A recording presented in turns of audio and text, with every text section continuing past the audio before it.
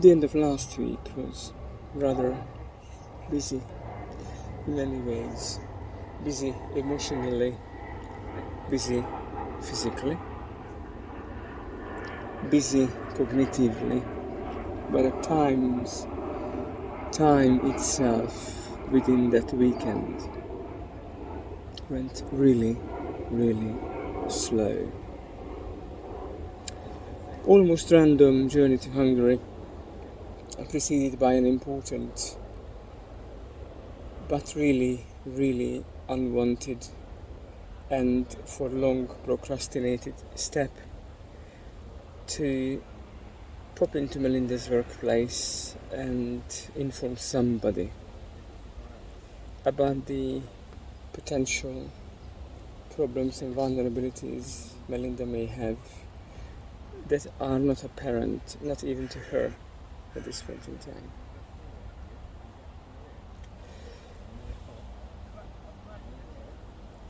It is a very, very slim reassurance to me that it appears that after years and years, actually I was right, Melinda is not malevolent. However, our excellence, occasionally perfectionism, our ability to learn from our mistakes, develop, evolve, adapt, that had become a double-edged sword in this situation. When one feels oneself to be grossly incompetent, it is natural to listen to the environment, reach out, ask for help. That's what she did, that's what I did. Most interestingly, none of the therapies, none of the professionals, none of the resources had any offerings to actually debunk and understand the situation, but all of them were quick to put a label to not only the condition or the behavior, but actually us, and judge. Out of convenience, out of frustration, I don't know. I know from experience, from intensive care, that the most frustrating thing that can ever happen in clinical practice is when the patient or the patient's condition does not behave in a certain way that we expect it to do so. We get very frustrated, usually. And in good places, this is a situation, and I learned this skill. I knew about the theory behind of it, but this is a skill as well. I learned this skill from somebody who's got a Polish name, but he was born and bred in England.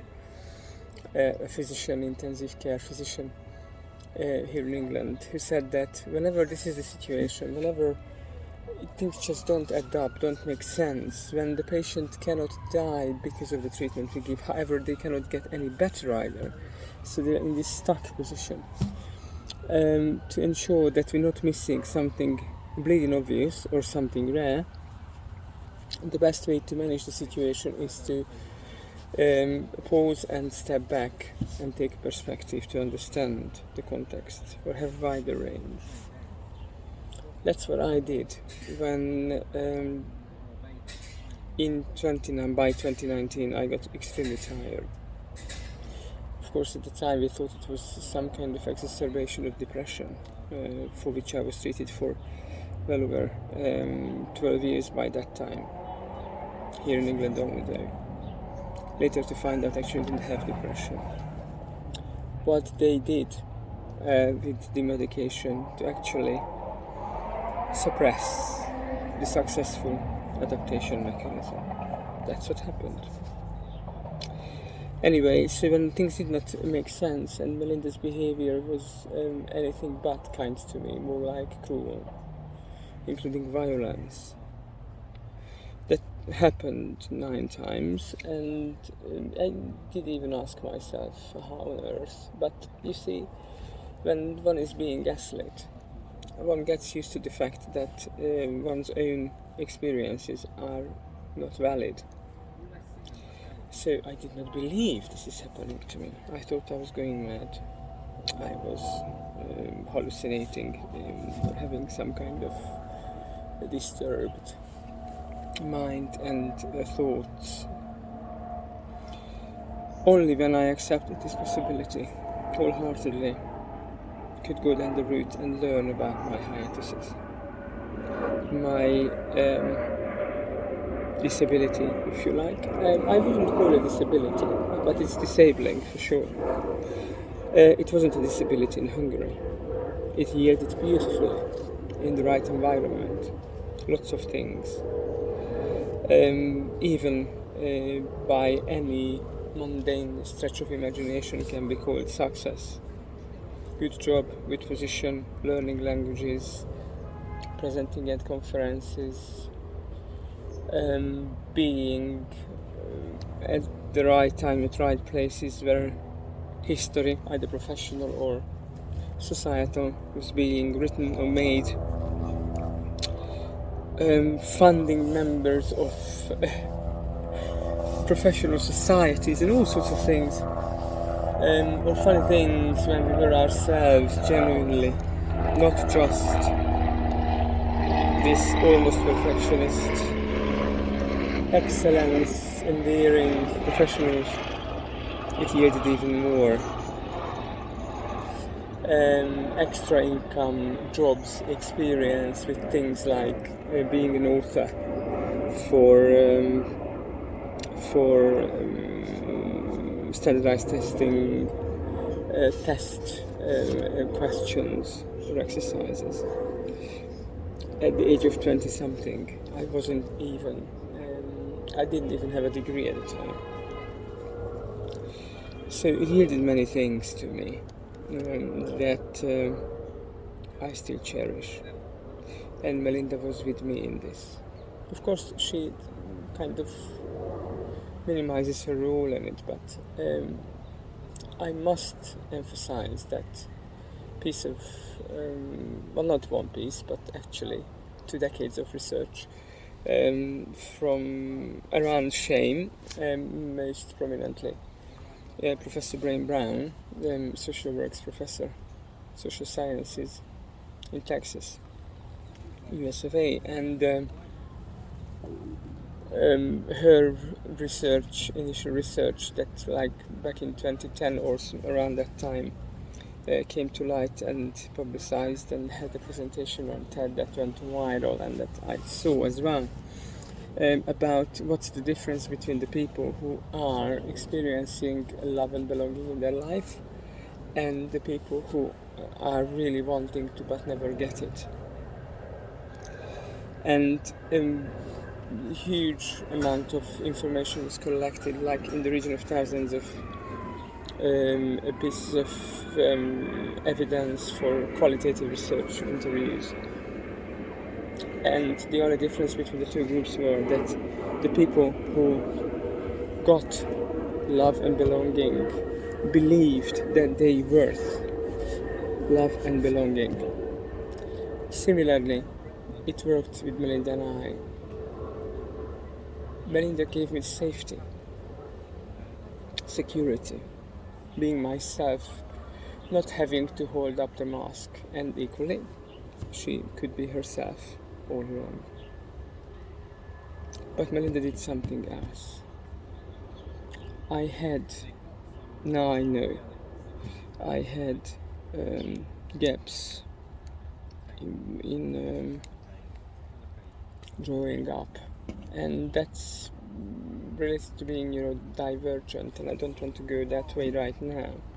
Not so much of not being able to or not developing something, more of putting something or some areas on hold until more balanced, more reliable information becomes available, i.e. I grew up, but I neglected this area later on, and those handicaps when I could not really manage my emotions and almost they started to manage me, I started to overcompensate with aggression, anger, and really just boiling everything down to almost fetishistic extreme love and hate. And of course, life is a lot more colorful, a lot more detailed. So that kind of approach was the best way to be disappointed, have a problem with an expectations wrongly adjusted or titrated, and also to experience betrayal and eventually to become bitter and toxic, which I did not. We never had to talk about labels. We never had to talk about difficulties. However, I did experience that something wasn't quite right. I did feel it. And I had addictions of all sorts, mostly work, sex, and food. And these started to take a toll on my body. Yet Melinda just reparentified me without any song and dance about it. And now my heart breaks because I cannot even say thank you to her.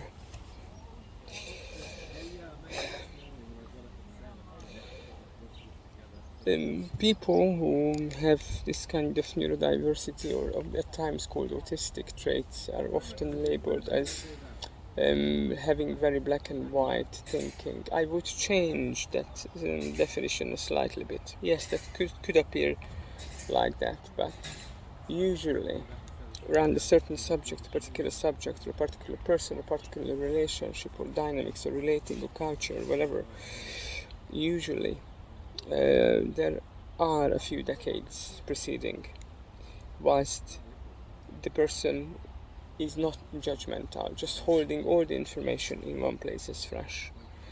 That kind of temporary hold which neurotypical people don't seem to have.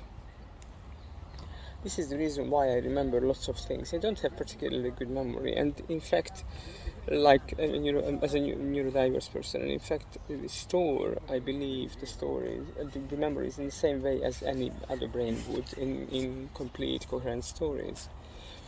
We can just we seem to be able to hold in this quasi-temporary store area. This is the glia, actually, in the brain. That lots of information before we fix the memory. For most people, that happens when they first time go to sleep after the actual event or sequence of events happening in their lives.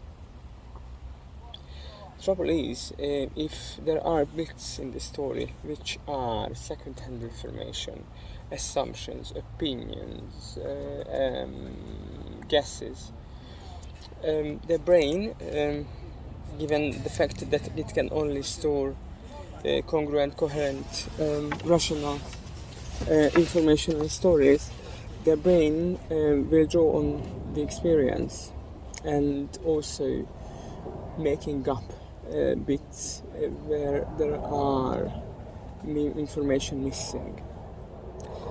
The problem with this one, whenever this memory is being encrypted and written into the memory, the long-term memory, once it's recalled afterwards, any time in the future, it will be impossible, or almost impossible, to actually distinguish whether that piece of memory was a complete, full, coherent story, or there are a number of patches on it. This is the reason why people can recall the very same event, witnesses for instance, completely differently. So there are a number of biases, of course, and a number of distortions for that reason. I don't like the way it is being presented in the media, even in scientific media, telling us there was something wrong with the human brain or mind. No, this is not even imperfection. It's idiocy. How this is treated and then discounted. And what we use instead when we need to decide between things, or need to decide what is more truthful or who is more truthful than who is not. We just go with privilege, we go with perception, and we go utterly wrong. This is what is going to happen now. So on Friday, last Friday, this is now Wednesday evening, 29th of June 2022. So on Friday I could manage to get a ticket for an aeroplane, which I hopped onto, and before that I went to St. Helier's and Jess was in charge. I did not really know any other staff members present. Apparently there was a huge intake of nurses from abroad. I said to Jess, it's probably very incoherent, the whole story I'm going to be saying, and quite possibly it doesn't make any sense to her. I just told her I need to acknowledge what's happening and I need to put this anchor to reality here. I voiced my fear, and based on experiences with Melinda the preceding approximately 4 weeks, when I realized that she doesn't buy food because she doesn't have money.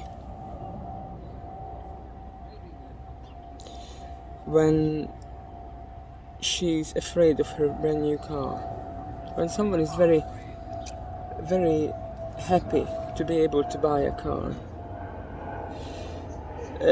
although financially quite straining, she loves her cars. There is a distinct difference between having a concern for that machine, looking after it, wanting to keep it in the mint condition, or being afraid of it as it was some kind of treasure left in somebody's custody who didn't want it in the first place, and all the trouble with it, and that kind of thing. Melinda felt so afraid to even, she couldn't even work the car. It twice happened whilst I was sitting in it. She didn't invite me to go for a ride, for a start. That was the very first thing we did with the old car, and the last thing we did with the old car, when she actually told me on that Saturday morning, this is going to be the day when it's going to be taken away. We took the pictures in the boot and everything as before, and I actually cried. I said goodbye to the old car because we loved Cotidelec. That's the name of it. In this new car there was no such thing. She gave me a lift halfway because I was kind of pushing and because I needed to talk to her. That's all. She wasn't even present at the time. Today I spotted that her back windows are tinted. And I just mentioned to her, I never realized. And she tells me that she didn't know either. Car is like the extension of one's body when they get to know one another.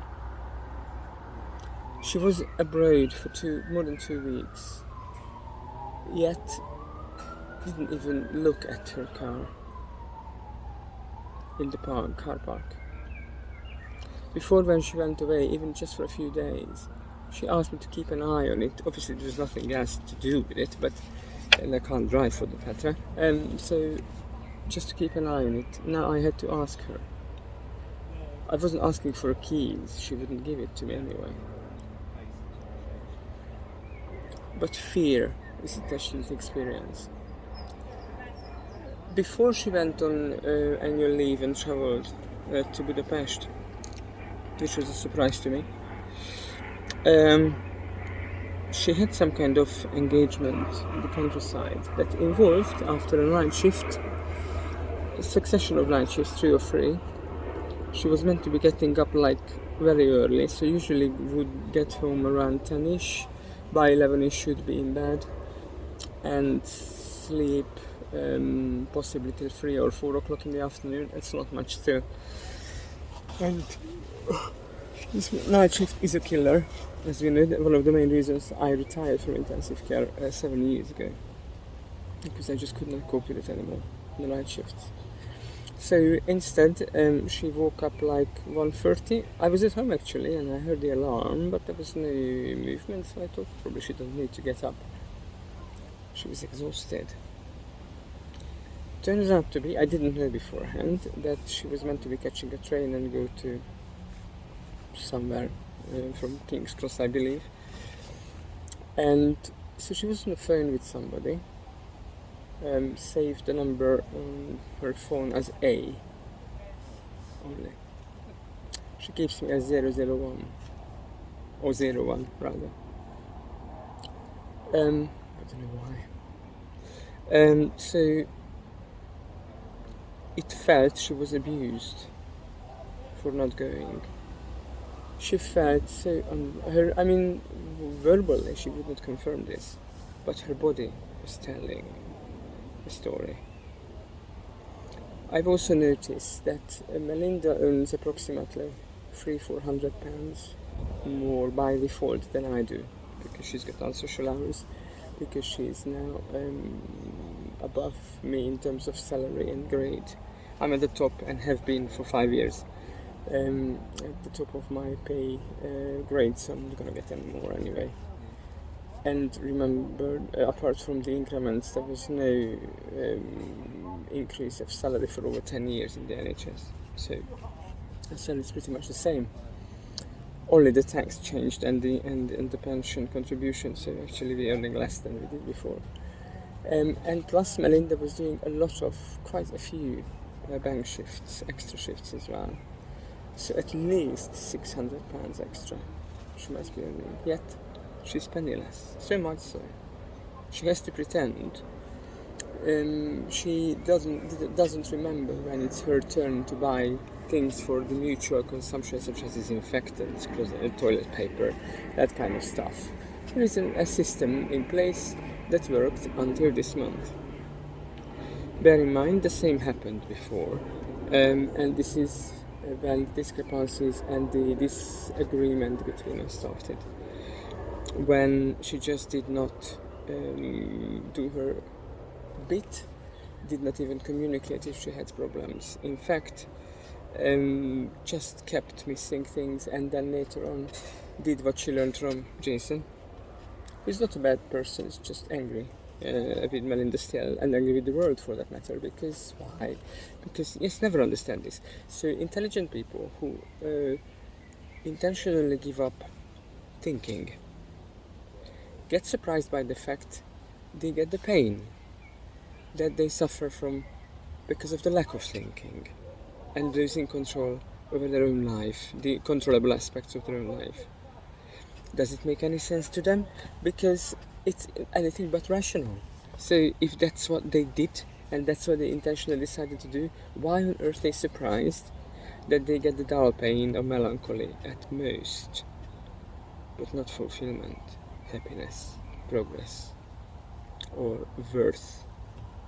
So it's really funny. I would never understand. So Melinda started to do the same thing, and once she pays when we do the shopping for the mutual stuff, once I do, and whenever I paid, it was like almost £100 all the time. When she did, it was like 15. But Melinda is generous by default. I know her. She would give her last bit of food to somebody else to help, even if she has nothing left. And soon there will be nothing left. I think she is being abused. She shows the symptoms of oppression and abuse. She is discriminated against. I don't think that's the workplace, because that place is still much more civilized than, for instance, my workplace ever would be. And I worked there before, and not to mention, even after 5 years, they still remember me. And when I was hugged, actually, so on that Friday, when I popped in and met Jess, when I said goodbye to her, and then as I left the building and went to block B, as I was walking down, I bumped into Myron Sominad and Sam, one of the senior charge nurses in the unit, and he shook my hand. and gave me a hug, but there was so much connection in that. And I haven't seen him for 7 years. We haven't even met. And he wasn't even one of the closest colleagues of mine. In fact, possibly it was a bit of a distance initially, because he knew he got the job. It was meant for me. Obviously that wasn't meant for me. I was asked, and I did turn down that opportunity at the time. So I've got the feeling Melinda is being abused. It is possible that she is actually distressing herself out because of the rejection of knowing herself better, so this constant fear, which in this particular culture is actually quite normal, just not for her. But unfortunately, from experience, she would have this, so everybody is good, and it's only good experience and safety, security, sense of safety, security, stability, prosperity, diligence, hard work, will work and produce kind of thing, because that's what she experienced only throughout her life in the past 22 years. So she's trusting everybody a great deal. And from my first-hand experience, this is a unique world on this island, because of the language. We are islanders as well, in many ways, but privilege works differently. More about perception over here than over the continent, where it's more about attainment. That's a very different thing. And I've got the fear that Melinda might become a valve. Particularly as this afternoon I just browsed for some information on the gov.uk website, and there was an article which from this year, probably April I believe, and about the particular trust she works for, and something with the state of secretary. So this is always dodgy, because that trust had financial problems, built environment problems, lots of promises, lots of public money spent on planning, nothing happened afterwards. So there was lots of irregularities, shall we say, around it, as usual with any organization that is based on manipulation and persuasion as opposed to actual proper leadership. So and that explains now why certain key people behaving in a certain way that does not fit with any of the patterns. So I've got concern she might become a valve as a foreigner. And she actually had a trap set to her, and she walked into it. And what kills me the most, I am the one who holds the evidence to that. If she doesn't kind of realize that what's happening, or somehow returns to her senses, then I will have no other option. Because I don't want to be a homeless person, I don't want to lose everything, obviously. So I won't have any other option than use that one. And it will be used. It will be taken as an opportunity. Well, it's all politics, isn't it? So the art of politics is to convince people that whatever has happened, it was a result of a wise decision of one politician or neglect of the other, whereas in reality, that's opportunism anyway, so it's always hindsight based. So I'm worried, and I understand why the person who does what he does, and now she's a director, does what she's doing, and I understand I can't even actually feel cross with her, because the same manipulator helped me to realize my own potential without me knowing it. And this is also part of the picture. I had incredible support, which I didn't know at the time. That was normality for me. So I could fly and use that not just for myself, but also for the unit and for the people. As an example, in fact, that person still respects me. deeply, and I do respect her. But the problem is Melinda trusts and loves her.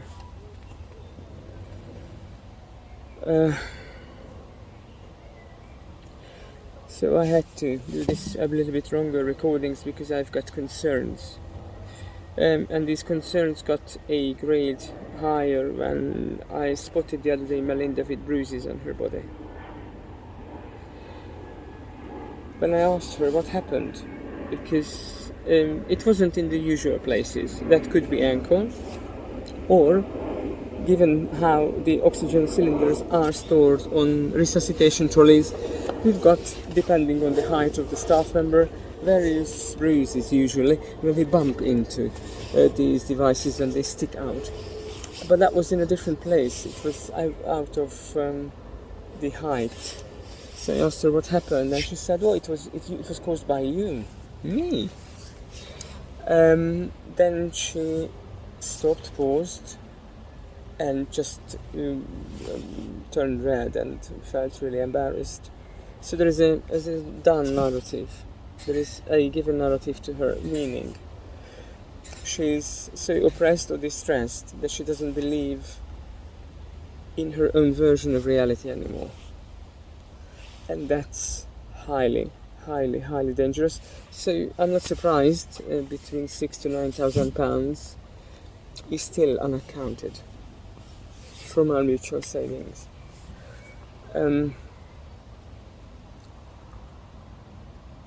Possibly it was all legitimately used and spent. I don't know. It's unaccounted for, but there is doubt now. It's so sad when the trust, someone's kindness, someone's excellence is weaponized against them. I have to stop it now because I'm getting emotional.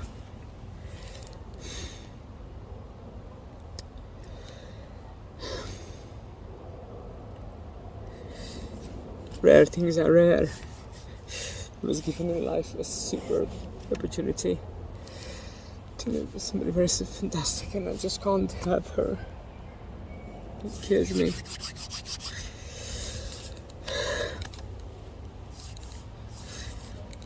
So that's for today, 29th of June 2022. From Kennington Park. I'll try to walk and continue with the weekend and what happened since. Have a nice evening all. Nice, sir.